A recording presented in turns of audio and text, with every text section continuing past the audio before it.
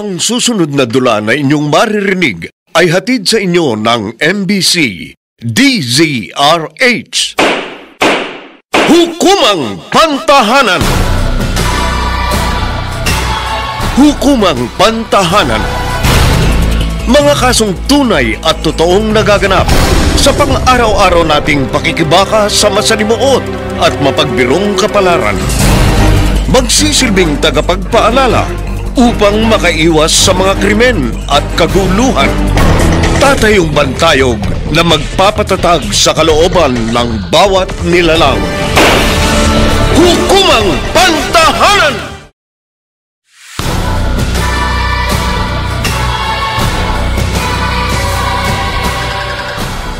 Magandang Sabado ng umaga sa inyong lahat. Ngayong araw, hahatiran namin kayo ng isang naibang dula na inaasahan naming makapagbibigay sa inyo ng impormasyon at kaukulang kaalaman pagdating sa mga nababasa ninyo sa pahayagan, narinig sa radyo at napapanood sa telebisyon.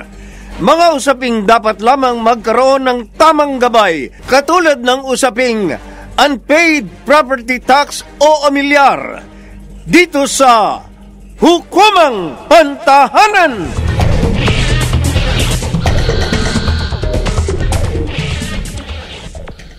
Halika na, Era. Pumasok na tayo sa loob. Tuwang-tuwa ka na ngayon dahil naaprubahan na yung working visa mo sa Japan. Teka nga, tutol ka ba sa pag-alis ko papuntang Japan, Ross? Kahit na sabihin ko sa'yo tumututol ako, hindi ka naman makikinig sa akin. Tutuloy ka pa rin. Huwag ka nang tumutol. Kailangan ko ng kumilos para sa ikabubuhay natin. Kung aasa lang ako sa'yo, walang mangyayari.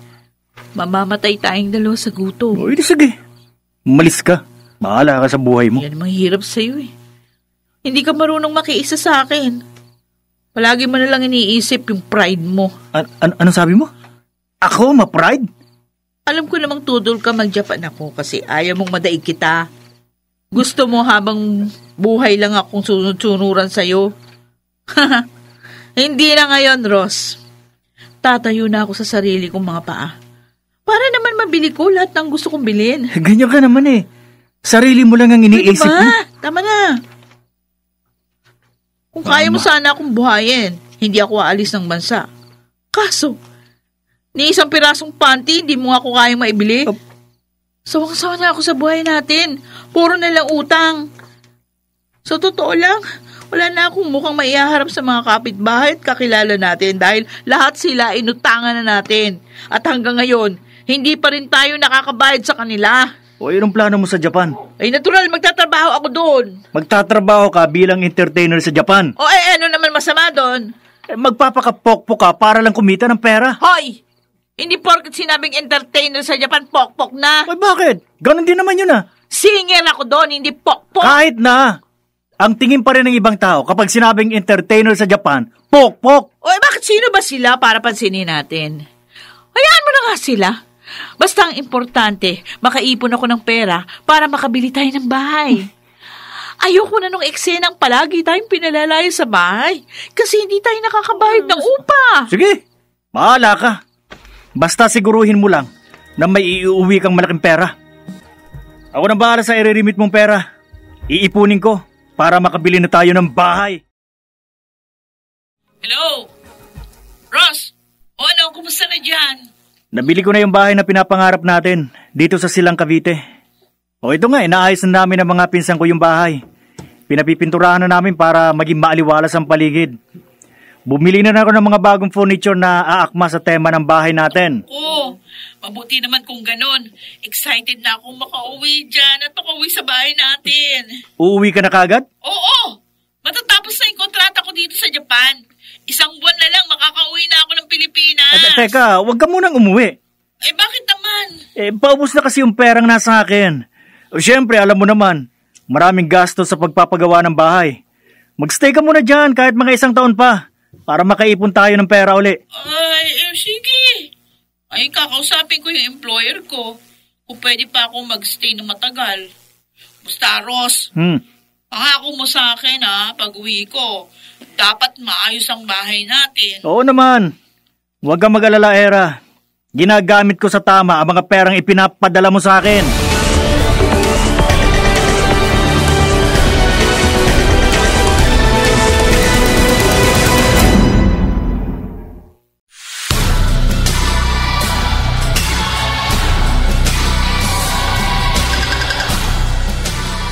Balikan natin ang dulang Hukumang Pantahanan.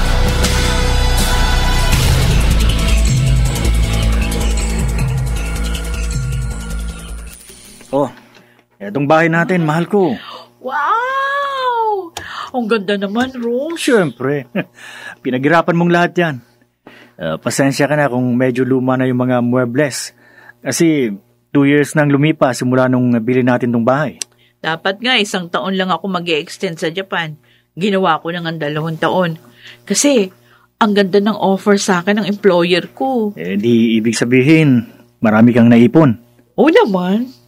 Sapat na yung naipon ko para makapagpatayo tayo ng negosyo. O nga pala. Ikaw, kumusta ka naman? Nakahanap ka na ba ng trabaho? Hindi. Nagpahinga muna ako.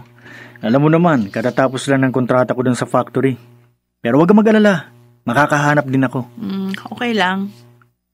Malaki naman yung naipon ko. Kaya, take your time. Era, mahal ko. Alam mo, masaya ako. Bakit? Makakasama na rin kita sa wakas. Ako rin. Kaya talagang susulitin ko ang mga araw na kasama kita. Talaga? I love you. Napakaswerte ko talaga sa'yo. Era, mukhang problemado ka. Baka may maitulong ako. Naku, ma. Bankrupt na po ang negosyo namin na bigasan at sari-sari store. Ganun ba? Kakalungkot naman. Pero anak, huwag kang mawalan ng pag-asa. Makakabangon din kayo ng asawa mo. Kaso, ang laki na ng utang namin ngayon. Sinisingil na nga kami ng pinagkakautangan namin eh. Hindi ko alam kung saan ako dutukot ng pera. Magkano ba ang kailangan mo? Pautangin mo na kita. Ha? Bayaran mo na lamang ako kapag nagkapera na kayo. Sige po, ma. Talagang kailangan ko talaga ng pera ngayon. Lalo na magbabayad na naman kami ng amilyar. Sino ba sa inyo ni Rose ang nagbabayad ng amilyar? Siya. Sabi naman niya sa akin, na ibabayad niya sa amilyar yung perang binibigay ko sa kanya. Iwala naman ako kasi. Ay, naku. Siguruhin mo lang na nakapagbabayad kayo ng amilyar. Yung pinsan mo si Edna, 8 taon ang hindi nakakabayad ng amilyar. Naku, ayun. Ang laki ng problema. Bakit? Ano bang mangyayari kapag hindi nakabayad ng amilyar? Hindi ko pa alam. Kasi regular ako nagbabayad ng amilyar. Pero may narinig akong chismis na kapag hindi ka nakabayad ng amilyar, babawiin ng gobyerno ang ari-arian mo. Ay, gano'n ba yun? Ewan ko kung totoo yun. Hindi ko pa naman na-experience yun. Basta ang alam ko lang, may penalties kapag hindi nakakabayad ng amilyar sa tamang araw. Di bali, kakausapin ko ang asawa ko tungkol na sa amilyar namin. Ross, mukhang marami kang pera ngayon ah. Oo nga pare. Ano? Ang laki ng taya mo ngayon sa sabong ah. Binigyan ka ba ng malaking pera ni Mrs.? Ang totoo niyan, mga pare, pambayad dito ng amilyar namin. Pero hindi ko muna ito ibabayad sa munisipyo. Ha? Kasi malakas ang kutob ko eh. Nakutuban mo bang mananalo ka ngayong araw? Oo pare, ewan ko pero alam nyo kapag ganitong kutob ko, madalas nagkakatotoo. Naku, good luck paring Rosa. Sana manalo ka. Tapos, libre mo kami. Syempre naman. Ililibre ko kayo. Malakas kayong dalawa sa akin eh. Okay.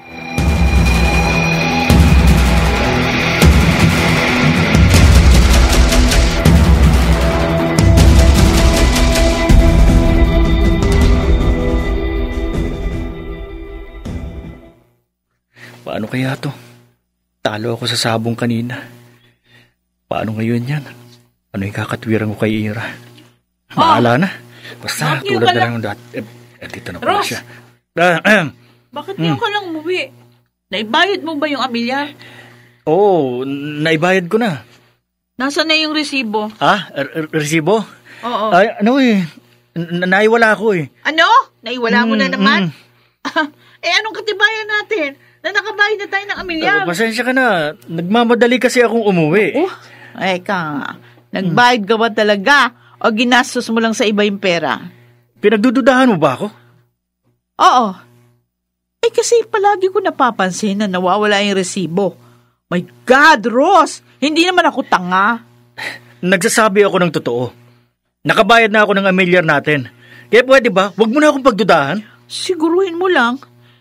Kasi kapag nagkaproblema tayo ng dahil lang sa amilyar... Ano? Tinatakot mo ba ako? Anong gagawin mo? Hindi kita tinatakot. Worried lang ako sa maaaring maging problema natin kapag hindi tayo nakabayad ng amilyar. Ang dami na nating problema sa utang. Ayokong dumagdag pa, pati amilyar natin. Ate Era, may sulat ka. Kanino galing? Mukhang sa munisipyo eh. Basahin mo na lang. Teka lang, nasa na yung kapatid mo? Nasa bahay ni Mama si Kuya Ross. Nag-aayos ng sirang tubo. Ganun ba? Oo. Kaya palang tagal umuwi. Ay, basahin ko na nga tong sulat. Oh, teka. Oh, bakit ate? Bakit parang nagulat ka? Final notice of delinquency sa real property tax ito eh. Bakit nagpadala ng ganitong munisipyo? Nagbabayad naman ako ng amilyar. Talaga? Ate Era? At ang sabi dito, 8 taon na rin kaming hindi nagbabayad. So, ibig sabihin, 1 taon simula nung bumili kami ng bahay ni minsan hindi nagbayad ng amilyar si Ross. Di ba ate? Palagi ka naman nagbibigay ng pera kay kuya pambayad sa amilyar. Ang tanong nito, ibinabayad ba naman niya yung mga perang binibigay ko? Siya kasi yung nag-aasikaso nung pagbabayad sa amilyar. Ay, buong akala ko naman wala kaming utang. Kung 8 years na kayong hindi nagbabayad, ano kaya mangyayari sa bahay at lupa ninyo ni Kuya Ross?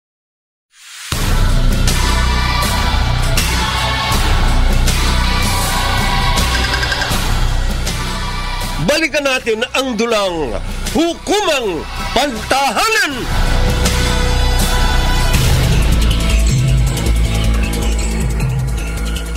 Nasaan na yung perang binibigay ko sa yung pambayad ng amilyar? 8 taon na pala tayong hindi nakakabayad, no? Naku, kapag hindi ito nabayaran sa lalong madaling panahon, mawawala sa atin itong bahay at lupa natin. Hindi mawawala ang bahay at lupa natin. Ano? Kapag hindi tayo nakabayad ng amilyar. Uy, bakit naman si Nanay Enchang? Hindi naman nagbabayad ng amilyar pero doon pa rin sila nakatira sa bahay nila. Saan mo dinadala yung perang binibigay ko sa'yo na pambayad? Sige na, aminin ko na. Ano? Hindi ko nga yun na ibayad sa amilyar natin. Saan mo nga dinala? Anong pinagkagastusan mo? Ginamit ko yung pera sa paghahanap ng trabaho. Kung ganun pala, bakit hanggang ngayon wala ka pa ring trabaho? Pwede ba, Ross, huwag mo ako paglulukuhin? Pero naman, totoo ang sinasabi ko. Wala akong bisyo, alam mo yan. Pero 8 years? Annual naman ang pagbabayad natin ng amilyar. Ibig sabihin, nilusay mo lang yon sa paghanap ng trabaho? Hoy, pwede ba wag mo akong gawin tanga? Oy, ikaw, sumusobra ka na ha? O, ako pa ngayon na sumusobra? Magsabi ka nga sa akin ng totoo. Saan mo dinadala yung mga perang pambayad natin? Sige, okay. Aaminin ko na sa'yo. Nagastos ko sa mga personal kong pangangailangan. Pwede ka namang humingi sa akin ng pera eh. Hindi yung ginagastos mo yung pambayad natin sa amilyar. O ngayon, sabihin mo sa akin, saan tayo kukuha ng pera pambayad? Binigyan lang tayo ng munisipyo hanggang next week para mabayaran yung delinquency natin. Susubukan kong umutang sa mga magulang ko. Uutang ka na naman? Tapos problemahin natin kapag dumating yung araw ng singilan? Kesa naman sa mawalang property natin. O ano? Sige! Gawin mo na ang lahat para makapagdilihensya ka ng pera. Dahil kapag hindi mo nagawa yan at nawala sa atin ang ating ari-arian, hindi ako magdadalawang isip na hiwalayan ka na!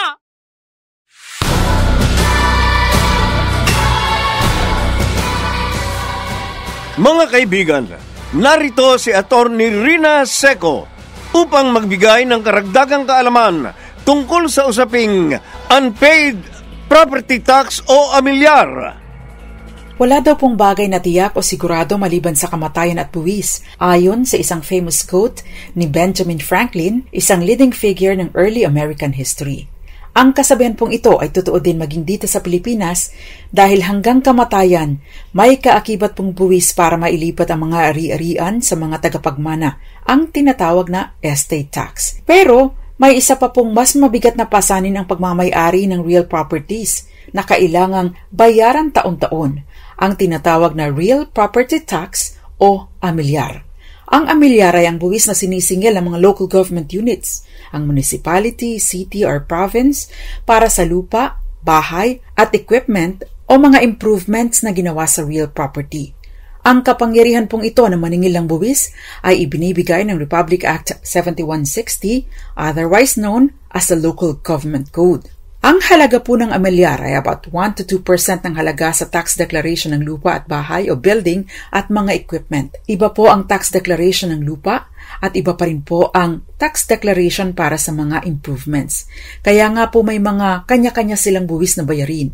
Iba sa lupa, iba sa mga improvements. Pero ano nga ba ang maaring mangyari sa bahay nila Era at Ross at ng mga katulad nilang real property owners na hindi nakakabayad ng amilyar? May schedule po na pinapublish ang Treasurer's Office ng local government kung hanggang kailan ang pagbabayad ng buwis. Kung mas maaga itong babayaran, karaniwan ng may discount na hanggang 20% ng annual tax due. Ang halaga po ng diskwento ay nakabatay sa ordinansang ipinasa ng lokal na sanggunian. Kaya't mas makabubuti pong tingnan ito para maka-avail ng mas malaking diskwento. Kung hindi po nababayaran ng real property tax sa takdang oras, may 2% per month na penalty hanggang 36 months. Pero kapag lumagpas na po ng 36 months, ang provincial, city o municipal treasurer ay magpo-post at magpapublish na po ng notice of delinquency at impending sale. Ibig sabihin, isusubasta na po ang property na hindi nababayaran ng amilyar. Ang pinagbentahan, yun po ang i-apply sa pagkakautang sa buwis. Samantala, kapag naisubasta o nabenta sa public auction ng property, ang original owner po ay may 1 taon para i-redeem ito. Maliban sa redemption price, kasama po sa mga babayaran ng owner ang interest, penalties at surcharges, gayon din ang expenses sa auction. Kung hindi po ito matutubo sa loob ng 1 taon, ang pagmamay-ari ng lupa at bahay ay magiging ganap na para sa buyer sa public auction at malilipat na sa kanya ang titulo ng property. Kaya para po sa mga property owners, take note of this para hindi naman po masayang ang ating mga pinaghirapan. At yan po ang hukumang pagtahanan natin ngayong umaga. Ako po ang panyaran ng bayan, Attorney Rina Seco. At muli ninyo akong maririnig at mapapanood din para sa iba't ibang usaping legal sa programang Dos Compañeras, Mondays to Fridays, 6:30 hanggang 7:30 ng gabi, dito lang po sa DZRH, DZRH News Television at iba't ibang social media platforms ng DZRH. Happy weekend po sa inyong lahat! Maraming salamat, Attorney Rina Seco, sa pagbibigay ng karagdagang kaalaman tungkol sa mga batas na pinaiiral sa ating bansa. Mga nagsiganap: Rosana Villegas, Maynard Landicho Jr., Susan Robles, Phil Cruz, Chiquit del Carmen Amor at Bobby Cruz. Naglapat ng tunog, Jerry Mutia. Sa musika ni Buboy Salonga. Supervisyong teknikal ni na Eric Lucero at Bong Muyar. Creative consultant Bobby Cruz. Isinulat para sa radyo ni Krishna Senga. At sa direksyon ng inyong lingkod, Lionel Benjamin. Hukumang Pantahanan!